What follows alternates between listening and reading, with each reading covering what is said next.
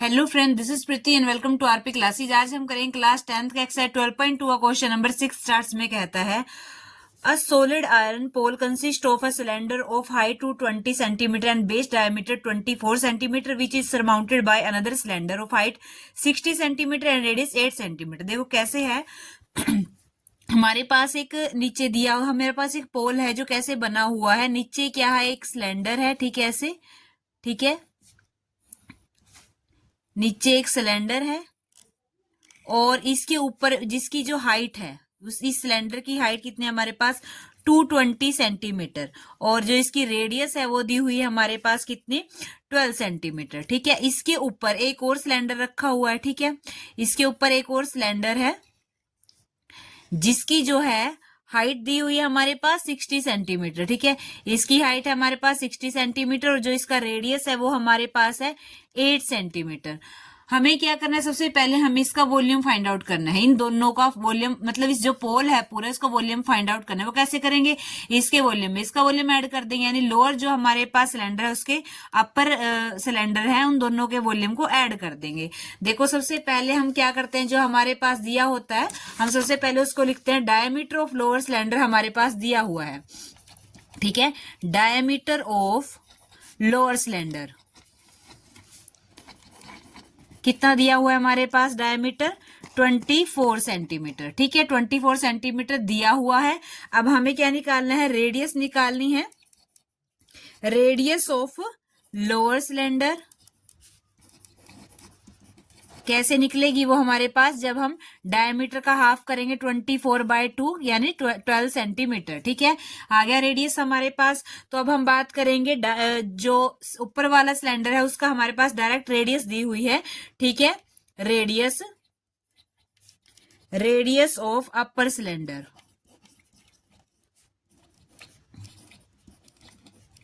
8 centimetre और जो हमारे पास रेडियस आ गई हमारे पास।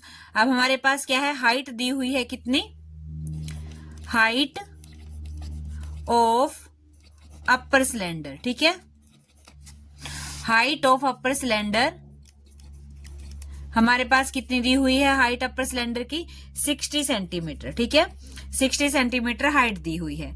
और एक और बात क्या है, हमारे पास हाइट दी हुई है इसकी, जो हमारे पास ये लोअर सिलेंडर था इसकी भी हाइट दी हुई है। यहां लिखना था वैसे ये लोअर सिलेंडर की बात, अब यहां पे लिख देते हैं हाइट ऑफ लोअर सिलेंडर। ठीक है, हाइट ऑफ लोअर सिलेंडर वो हमारे पास कितनी दी हुई है, 220 सेंटीमीटर। अब जो जो था हमने सारा कुछ लिख लिया। ठीक है, अब जैसे ये रेडियस यहाँ भी है, रेडियस हमारे पास यहाँ भी है, तो ये जो लोअर सिलेंडर की रेडियस को हम कैपिटल आर से डिनोट करेंगे। ठीक है, कैपिटल आर से डिनोट करेंगे। और जो हमारे पास अपर सिलेंडर है ये वाला, इसकी हाइट को हम स्मॉल आर से रिप्रेजेंट करेंगे। ठीक है, इसकी हाइट को हम स्मॉल आर से रिप्रेजेंट करेंगे। और जो हमारे पास हाइट है, ठीक है, लोअर सिलेंडर की हाइट को हम कैपिटल एच से डिनोट करेंगे और जो हमारे पास अपर सिलेंडर की हाइट है उसको हम स्मॉल एच से रिप्रेजेंट करेंगे। ठीक है, ऐसे हमने इनको कर लिया। अब आगे हमें क्या करना है, वॉल्यूम निकालना है हमें अपने पोल का। वॉल्यूम ऑफ पोल कैसे निकालेंगे, जब हम वॉल्यूम ऑफ लोअर सिलेंडर, ठीक है, volume of lower cylinder plus करेंगे वॉल्यूम ऑफ अपर सिलेंडर। ठीक है, volume of lower cylinder plus volume of upper cylinder. अब वॉल्यूम निकालने का फॉर्मूला क्या होता है सिलेंडर का, पाई आर स्क्वायर एच। ठीक है, प्लस में volume of upper cylinder pi R square H. ठीक है, यहाँ कैपिटल आर, यहाँ स्मॉल आर, यहाँ कैपिटल एच, यहाँ स्मॉल एच। अब वैल्यू पुट करेंगे, पाई दोनों में कॉमन है, बाहर निकाल ली, तो अंदर क्या रहा, आर स्क्वायर एच प्लस में आर स्क्वायर एच। ठीक है, capital R small are capital H small H. ठीक है, देखो वैल्यू पुट करो, पाई की वैल्यू क्या होती है हमारे पास दिया हुआ है, पाई की वैल्यू 3.14। ठीक है, अंदर क्या है, आर स्क्वायर है, कैपिटल आर है, ठीक है। उसकी वैल्यू कितनी है, ये देखो 12 सेंटीमीटर। तो यहाँ पे लिखेंगे हम 12 इंटू में 12 इंटू में हाइट कितनी दी हुई है हमारे पास 220, जो नीचे वाला सिलेंडर है उसकी हाइट 220 है, प्लस में आर स्क्वायर, ठीक है। ऊपर वाला जो सिलेंडर है उसकी रेडियस कितनी है 8 इंटू में 8 स्क्वायर है तो 2 बार 8 लगाया, इंटू में हाइट कितनी ऊपर वाले की 60, ठीक है।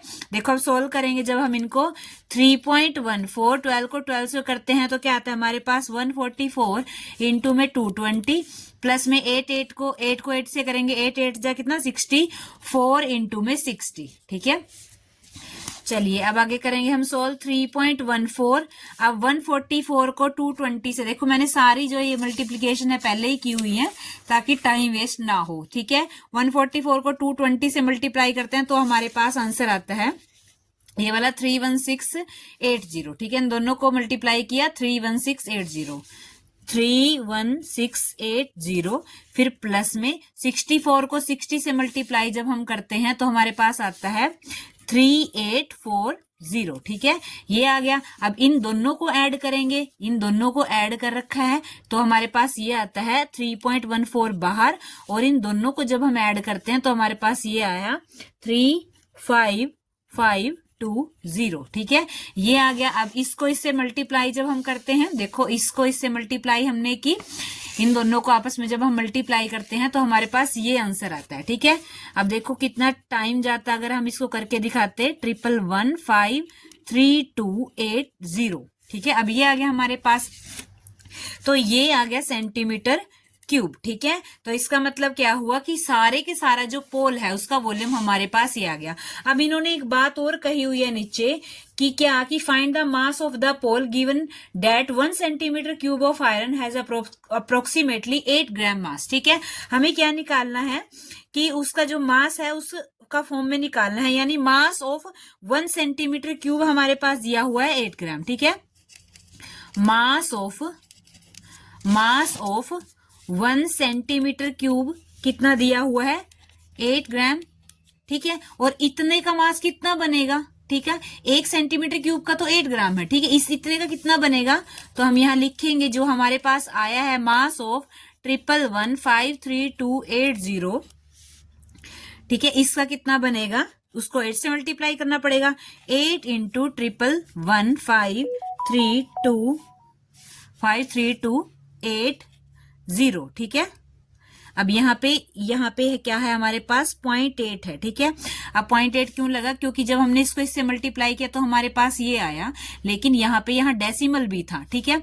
तो दो जो हमारे पास डिजिट है उनको छोड़ के हमने डेसिमल लगा दी यहाँ पे, और अगर 8 से मल्टीप्लाई करते हैं तो हम यहाँ पे लिखेंगे 1115328, ठीक है। ये हमारे पास है। अब इन दोनों को जब हम मल्टीप्लाई करते हैं आपस में, इन दोनों का हम मल्टीप्लाई करते हैं तो आपस में हमारे पास आंसर आता है 892262.4, ठीक है।